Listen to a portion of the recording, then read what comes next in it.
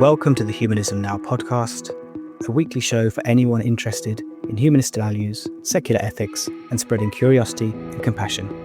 I'm your host, James Hodgson, and today we're exploring how humanistic values can play a crucial role in the future of work. Our guest today is Dr. Victoria Mattingly, better known as Dr. V, an expert in crafting workplace inclusion programs that are both scientifically grounded and genuinely human-centered, moving beyond policies and metrics to the real, lived experience of the people who power our organisations. Dr. V is an industrial organisational psychologist, renowned keynote speaker, CEO and founder of Mattingly Solutions, and co-author of Inclusalytics, How DEI Leaders Use Data to Drive Their Work. And she's now the driving force behind their forthcoming book that reframes allyship as a two-way partnership. Dr. V integrates rigorous behavioural science with real-world pragmatism, helping organisations measure inclusion, practice allyship, and crucially, connect on a human level. Dr. V, thank you so much for joining us on Humanism Now. Thank you for having me. So, I think this is the first time on the show that we've done a proper deep dive into the future of work, DEI, and matters around inclusion. And these are obviously things which are very important amongst humanists when we meet and we talk. And I really like your approach that you take both a scientific, data-driven approach and couple that with the humanistic, the individual person and getting to know the individual. So I just wondered if you could introduce this term, Inclusalytics, which I can see on the book behind you there for those watching on video. Is this a term which you coined, and what does it mean? Yeah, so it is a term that I coined with my co-author. And what Inclusalytics is the merging of workplace inclusion and analytics. So how can we turn what we tend to think of inclusion as this abstract, kind of squishy concept? And with my PhD in organizational psychology, I've been trained in measuring these types of constructs in a scientifically valid way. And so it really starts with the definition of inclusion. I define inclusion as the behaviors that result in others feeling valued, respected, seen, and heard. So from a measurement standpoint, we need to measure both how people are being treated and, of course, according to the individual the recipient of those behaviors, right? Because we always like to think, oh, I'm inclusive, I'm an ally, but that doesn't matter. What matters is that those around you see you behaving in inclusive ways, and then also measure how people feel. Do they feel like they belong? Do they feel like they can be their authentic selves at work? And when we measure these behaviors and these feelings, we're able to actually capture what inclusion can look like in organizations to identify spots that people might be lacking and also identify spots where people are doing really well. So we can focus training efforts, change management efforts, culture change efforts on those specific areas. So yes, did coin the term. Fun fact, at least in the States, you cannot trademark a book title, but you can trademark a line of products and services. So my company, Mattingly Solutions, does Inclusalytics services for organizations. So we were able to trademark that term as well. Smart way around that as well. No, thank you. So it sounds like you're really bringing together the quantitative with the qualitative. And I think most people, when they think of inclusion and DEI initiatives, they probably think it's focused much more on the qualitative aspect. And I can see how that's still, as you explained there, that's still very important. It's not just, it's not a box ticking exercise. It is how you present, and also a lot of this is about feelings and how people feel. So how do you introduce hard metrics when we're talking about some of these more qualitative or feeling-based measurements? Yeah, absolutely. So I really like to see where the organization is at when it comes to their people analytics in general. So most mid-sized to large organizations do an annual engagement survey. And that's where you assess, how employees feel about their work. Are they committed to the organization? Do they have people they can rely on? Do they have a good supervisor who supports them in their work? And what then turns this engagement survey data into inclusion data is then slicing it by demographic groups. So are men and women and those who are non-binary, are they having different experiences in the workplace, right? Are people from different ethnic groups, people from different sexual orientations. And we are at an advantage in the US where we are legally allowed to ask those types of questions and measure those types of variables. It gets trickier whenever you get to different countries, different areas in the world, because there's certain restrictions around using demographic variables and measuring those identity groups. And so it's really just seeing, what are we able to measure from an identity standpoint? What data do we currently have on hand? So we can use those quantitative metrics to demonstrate what are these differences between different subgroups within the organization, to once again figure out what to do about it and employ some sort of intervention to close that gap. And so what are some of the common mistakes that you see? You mentioned earlier that many people will express that they are themselves inclusive. They feel like they've created an inclusive environment, but sometimes that doesn't match the reality of the situation. So what are the common oversights, points that people miss where perhaps they're not creating as inclusive an environment as they might think?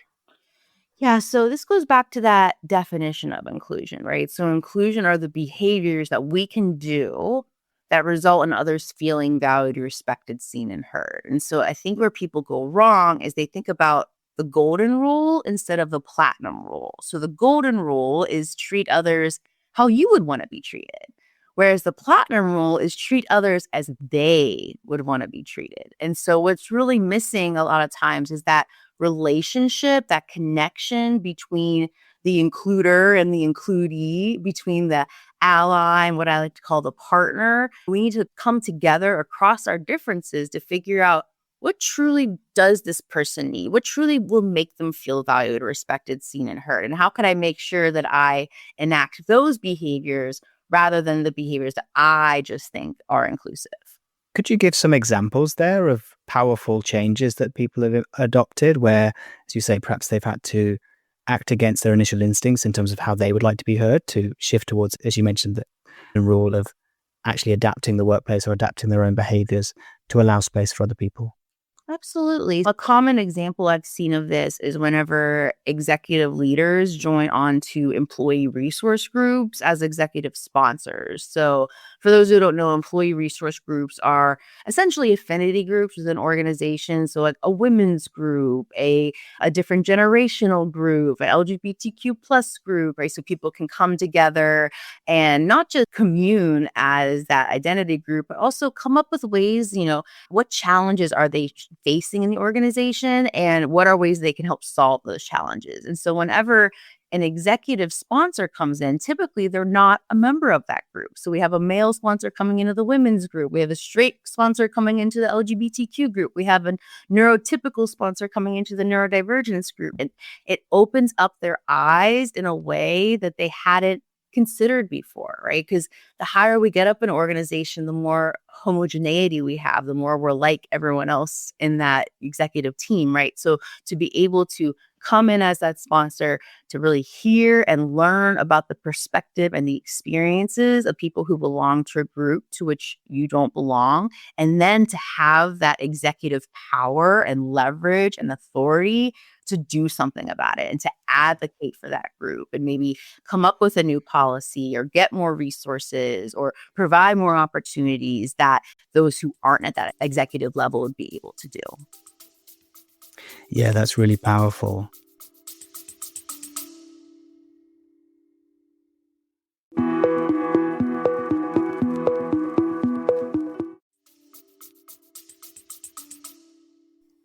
And I guess there's an element as well of overcoming this idea of feeling like you don't want to overstep. Or if you're not a member of that group, enter it would seem like you're taking a liberty to join that space. So is there a lot that's involved in sort of encouraging more people to put their names forward and also encouraging them an open invitation to say, you are here as a sponsor, as an external member to learn and listen? Yeah, so there's this really interesting research on allyship that wanted to explore what are the reasons that people choose not to be allies. Mm. And it's not because people are discriminatory, sexist, racist. It's not because they're against DEI or allyship in general. It's not because they're apathetic and don't care. The number one reason why people choose not to be allies is exactly what you just said, which is they feel like it's not their space. They don't want to overstep, right? There's this women's group. I'm a man. I don't want to, it's not my place. I want to give them their space. This is their community. And the way to counteract that reluctance is to just actively involve people, actively invite people to come do this work. And with the ERG example, it is very much a best practice to pull in an executive sponsor for the success of that ERG, right? So there's a nice built-in invitation for that executive sponsor role. When it comes to more informal opportunities for inclusion or allyship, if you recognize that you are from some sort of underrepresented or marginalized group, you can seek out someone who can be your ally, to be your partner in helping overcome the challenges you might be facing as a member of that underrepresented or marginalized group. And so it's just asking. And I want to empower those who want to work with allies, who need more inclusive leaders and inclusive behaviors on their team and their organization, to feel empowered to ask for that help, ask for that support. We got to swallow our pride a little bit because especially here in the States, we're always socialized to do it ourselves and pull yourself up by the bootstraps and all that. But if we take a moment and say, hey, I could really use your help with this. At the end of the day, most people want to help people. And just giving someone that opportunity to help and be inclusive and be an ally is one of the best things you can do to encourage more of this behavior, more of these actions within organizations. It must reveal so much as well, because you don't know what you don't know, but also for the members of the group, they might find things which are obvious to them aren't obvious to the ally, to the sponsor. And then actually that allows a space to go, okay, these are things which need to be explained. These are things which need to be understood more. And so I know your recent work has focused on allyship with the upcoming book, Act Like an Ally, Work with an Ally. And you've got this focus on having this two-way relationship, which goes into allyship. So if we could perhaps start with, what does it mean to act like an ally?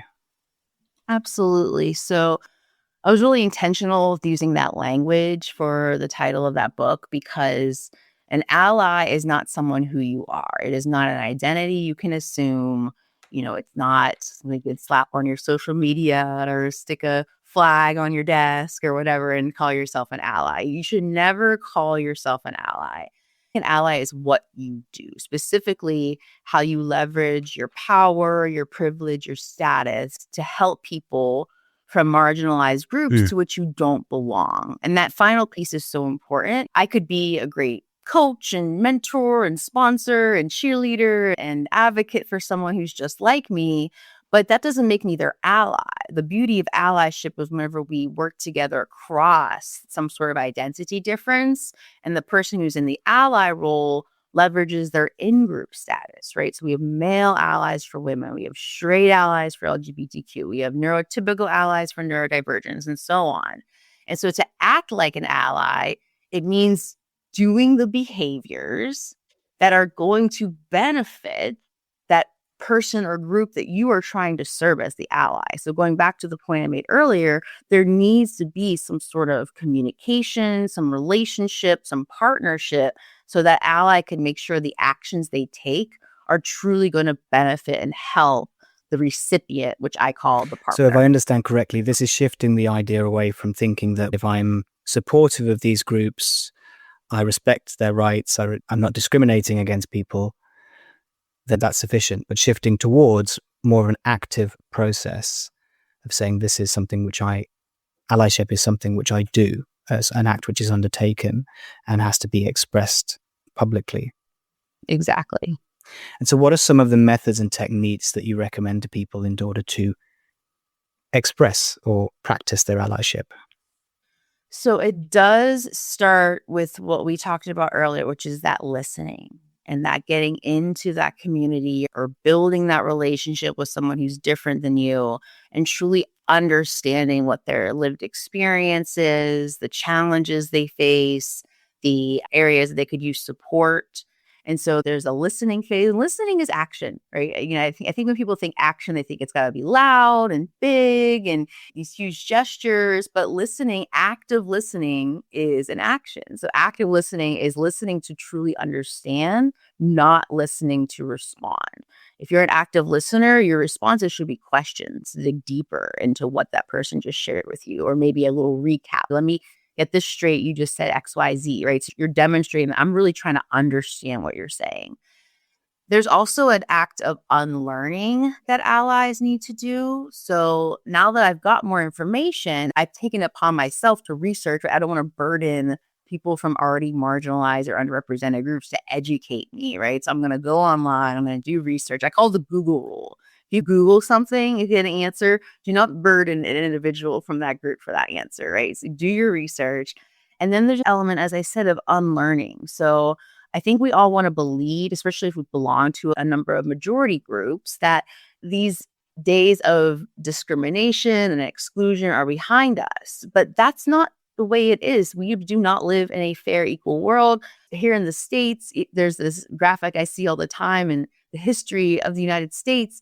Racism or slavery existed, the majority of our existence as a country, right? And then we had segregation, we had, everything before the civil rights in the 60s. And we know now we certainly are not living in a racist-free country over here, right? So it's that unlearning of we're not all equal, we're not on a level playing field. And then once you go through that, education and unlearning phase, through that partnership, through that relationship with the group or individual you're trying to serve, you take the actions that they need. So that could look like very different things. For example, if you're trying to be an ally to someone in an organization, you can be their sponsor. And sponsorship is actually a lot more effective than mentorship, whereas mentoring is an ally action for sure, working with someone, being their sounding board, providing advice, sharing experiences, wisdom. But a sponsor actually uses their leadership and their political, power and authority to pull someone up in the organization. So speak for them when they're not in the room, talk to them, to other leaders about they're so high potential, they would do a great job. Let's give them this high profile assignment, let's bring them to this networking event. And then you're really using your resources to help pull this person up in the organization. So that's some workplace examples.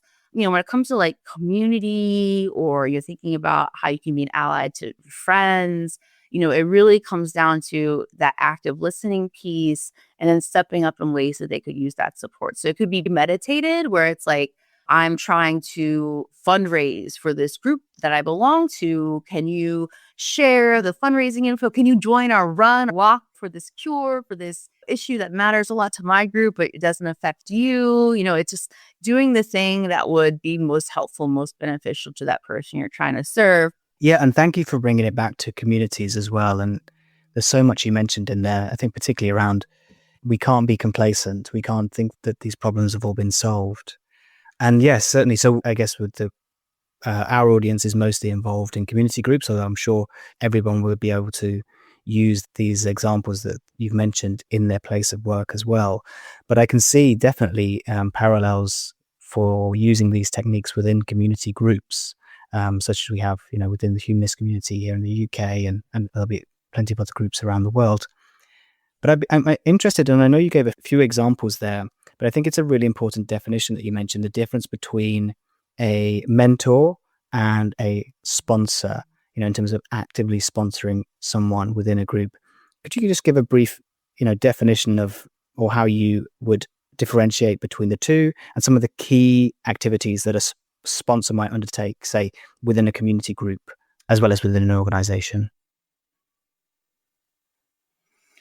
Yeah, so I think the biggest difference is mentoring often happens behind closed doors, whereas sponsoring happens in more of a public community setting. Whereas mentoring is that giving advice and, guidance and support on that one-on-one basis. Being a sponsor is whenever you actually identify, I have some power in this situation, I have a really strong network, I'm really well connected, I'm already, in this, maybe it's a political role of some sort, right? And so you can come in and leverage that platform, leverage that network, leverage that status to say, hey, this group needs our help. I'm not a member of this group, but I recognize that they're being disadvantaged. They don't have the same opportunities, right? So I'm going to make this part of my personal mission, part of my work to get this group the resources that they need because I'm in a position of power. And so it's really that, rebalancing of power that makes sponsorship as effective as it is. And so do you also recommend measuring with analytics the impact of a sponsor? Impact of an ally, for sure. In sponsorships definitely falls under that umbrella. I was working with one global tech organization, and they were building out an allyship strategy for their company. And we were talking a lot about measurement. And the measurement in year one was like, will these leaders sign up for this allyship program, right? It's just sheer participation rates was the metrics. And I think we forget, like, that's data too. To be able to say 90% of our leaders at this level band, join this allyship program, that's really powerful in the beginning, just the sheer participation. And then we wanted to get an impact measurement. What is the actual impact of allies on underrepresented groups in this organization? And I was adamant that measurement come from the recipients of allyship, not from the leaders themselves. There's a lot of reporting systems out there where you can anonymously report to HR or some sort of other third-party reporting agency whenever discriminatory behaviors happen in an organization. Imagine if we use that same technology for when allyship actions happen in an organization, right? I'm going to report that my leader stood up for me. My peer made the space for me to share my points in a meeting. Someone went out of their way to share their mentorship with me and guide me.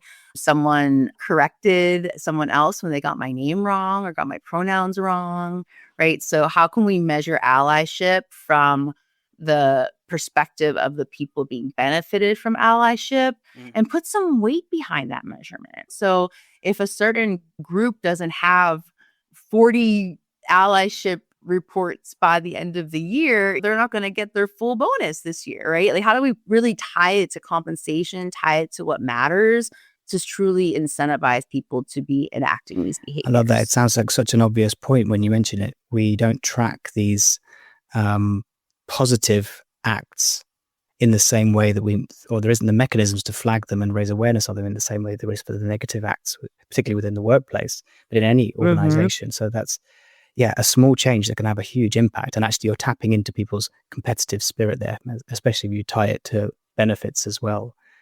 But you mentioned a few times there that you've also written in this book the other side of the relationship and advice for the beneficiaries of allyship, which you refer to as partners. So what makes a good partner in an allyship? Yeah, so I found that there's 3 core characteristics of a partner that are really critical for successful allyship. So the first is self-awareness. So if an ally comes to you and says, hey, like, I want to help, I want to be your ally, I want to do what I can to support you, what do you need?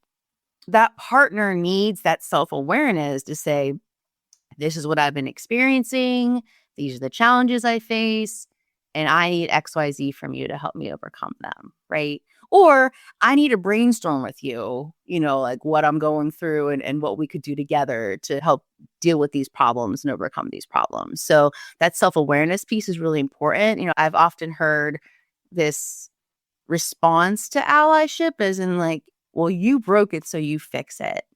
Don't burden me with coming up with the solution, right? You're the one in power, you fix it. But that doesn't leave the ally with anything to do. And it runs the risk of that ally doing something that might actually cause more harm than good because they don't know what they should be doing, right? So a partner needs self-awareness. A partner also needs trust and needs to be able to give some grace. Allies are going to get it wrong. When it comes to inclusion, DEI, allyship, we're never going to get it all right. What matters is when we get it wrong, we apologize and we change our behavior moving forward, right? So if your ally gets it wrong and you help them see that and they apologize and change their behavior moving forward, you as their partner need to give them that grace that you can move on from that situation. Cancel culture doesn't fit in allyship. Now, by all means, if your ally keeps messing up, apologizing and not fixing their behavior, or worse, they don't even apologize and they get defensive. That's another situation. Maybe you shouldn't work with them as their ally anymore. But if they make a mistake, if they do something wrong and they fix it, you need to give them that grace, that trust that they do have their best intention in mind. Sometimes impact over intention doesn't work out very well, but that doesn't mean we can't trust them to do well moving forward. So there's an element of trust, and allies certainly need to help grow and build that trust, right? But the partner needs to be trusting enough of that ally to be able to bring them in and have those conversations with them and trust that they're going to do the right thing. And then the third characteristic of a good partner is action orientation. So imagine you have this ally and they put their neck on the line to help get you this promotion or, high visibility assignment, or, maybe you're a chair of a committee that an ally advocated for you to be on in a community organization. And then you don't deliver. And then you don't step up into the role, or you don't take advantage of the opportunity, or you don't take action, when the allies set you up for success. And I remember one of the allies I worked with many years ago, he told me, he's like, the only reason I invest all this time and energy into you is because you actually go do something with it. It's really rewarding to me as your ally to see you succeed and to see you run with these opportunities and take advantage and grow and turn it into something even bigger than it was when I helped you get it in the first place, right? And so, just summarize, self-awareness, trust, and action orientation are three really important characteristics to being a partner in allyship. I can see that you've then got the two sides of the agreement, of the contract that's in here. Both parties have to bring these actions, but also these attitudes towards the relationship in order to get the best out of it. And you reminded me there, I think, of a debate that I hear quite often as well, which I'd be interested to get your thoughts on. I think oftentimes those in a discriminated group or a minority group will say, well, it's not their responsibility to educate those from outside that group on why things are more difficult for them, the impact of the discrimination. But it sounds like from what you were explaining there, that there has to be some level of understanding that there is going to be a knowledge gap, and that there's a way to, the two sides have to come together to try to bridge that. So I just wondered, do you have any thoughts on that area of disagreement? Yeah, so it's a fine line, right? There needs to be a period of self-education, right? I am a white person and I want to understand the experience of the Latino population here in America. So before I go out and try to make a Latino or Latina friend and try to be their ally, I'm going to spend time self-educating. I'm going to find books written by Latino authors. I'm going to look through research and see, what type of research is out there about the unique experiences of the Latino population. I'm going to, there's an organization here in Pittsburgh called Casa San Jose, and they support the Latino population here in Pittsburgh. I'm going to go on their website, see what resources they have, right? So I'm going to do as much as I possibly can before I even consider reaching out to someone from this group. And then I can come in with some baseline knowledge, foundational knowledge. And so any additional questions or, conversations I want to have are coming from a well-informed place. I'm not asking someone to educate me on the entire Latino experience, right? I'm just now forming a relationship, a partnership with someone from a group that I've done a lot of research on, but now I want to learn about your unique experience, your individual experience. I read this. Is that what you face? And I saw this research. Does that resonate with you? And how does that play out in your life? Rather than tell me all the things about being Latino here. So do your research, be informed, but also don't come with too many assumptions as well, and be willing to learn about the individual lived experience. I think that's fantastic advice. Coming back to DEI generally, this topic's been around for many years now. I think it's now more widely accepted than it was. But I imagine there's still a lot of cynicism when we talk about diversity initiatives or inclusion initiatives. And so as a behavioral scientist or someone who studied this, what is the research that you would point to, the tangible effects, the data-driven impact of taking actions to positively improve your inclusion within any group? Yeah, there's so many, recorded, well-researched benefits to workplace diversity, equity, and inclusion. One really good example is innovation. And it makes a lot of sense from a logic standpoint, because if we have a room full of people with similar perspectives, similar life experiences, we're missing out on ideas and perspectives that we wouldn't have otherwise if we didn't have different people in the room. So, for example, years ago, Facebook was working on their 3D headset, and it was a all male team, and it just wasn't coming together quite right. Like in their, user experience trials and test trials, it wasn't comfortable, it wasn't staying on.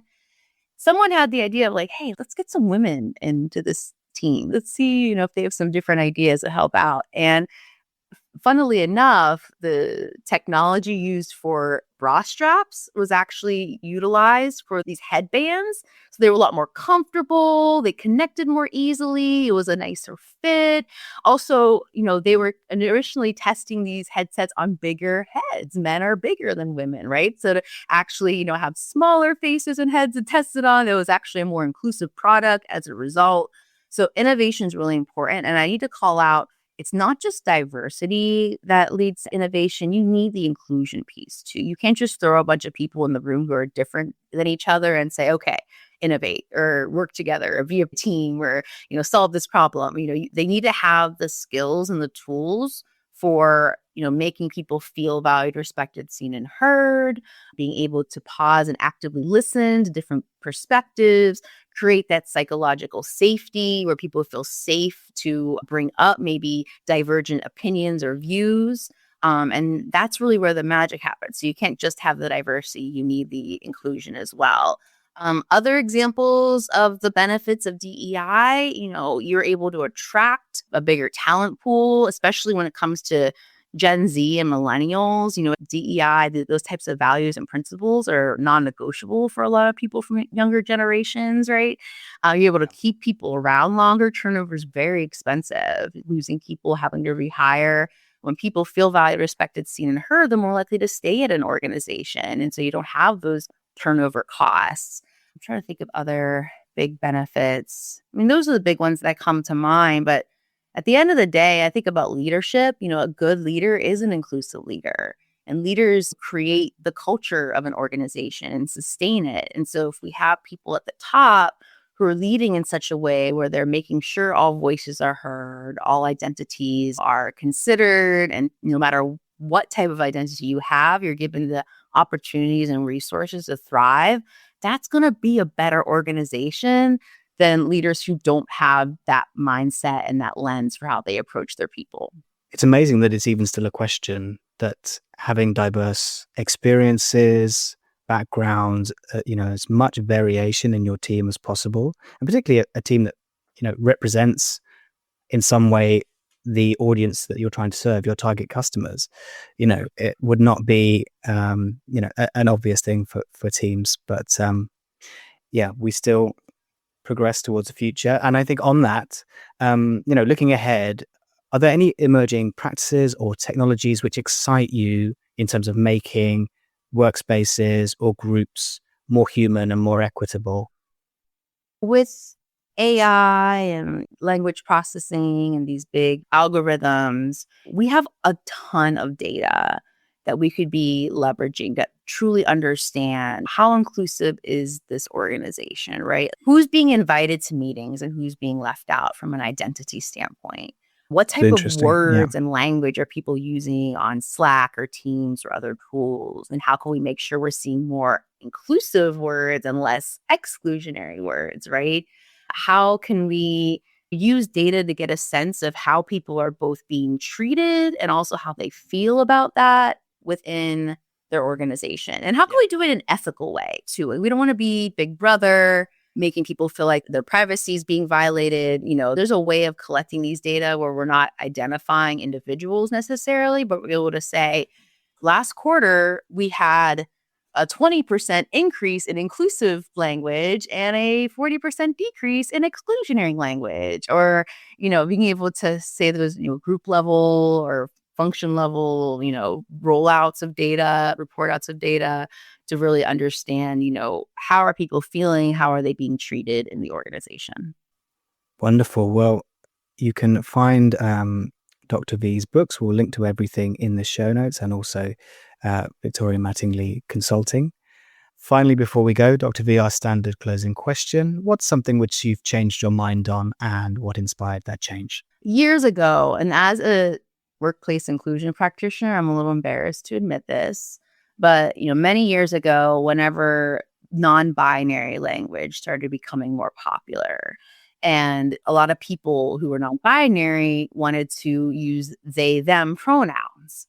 And I didn't understand that because they, them is a plural pronoun, whereas she or he is a singular pronoun. So how could you use a plural pronoun to refer to yourself? And it's not that I didn't use it, the term if someone wanted me to use it, but I truly just didn't understand. I felt like there could be a better word, it just didn't make sense to me. And then I reflected back on my own life, and I grew up as Vicky. That was the name I went by growing up. And it was when I was 18 and I was serving in restaurants, and every night I would say, "Hi, my name is Vicky. I'm taking care of you tonight. Hi, my name is Vicky." I'm like, Vicky, like, I'm not a Vicky. Like, I'm a Victoria, or I'm a V. Like, I'm not a Vicky, right? And it was really hard to shed that name and, rebrand myself as Victoria. It took me moving all the way across the country to be able to get away from people who call me Vicky so I could have this new name. And I remember how important that was to me, how much that mattered to me, how much to this day I don't like being called Vicky. And people accommodated that for me. They call me Victoria. They recognize I don't like being called Vicky. And that's just my name. I mean, when it comes to gender identity, that's who you are. And so if I can go from Vicky to Victoria, the least I can do is use whatever pronoun you want me to use for you, right? And I used to not put my pronouns after my name, like on my email signature or on Zoom. And it's not because, I'm concerned someone's going to misgender me. I'm pretty obviously a feminine, cisgender woman, but I wanted to create that space and that safety for others who want to share their pronouns. I'm sharing mine, so feel free to share yours. I've taken a completely different approach to pronouns since then. At the end of the day, people should just be called what they're called. It's not causing any harm. Just call people what they want to be called. Thanks again for having me.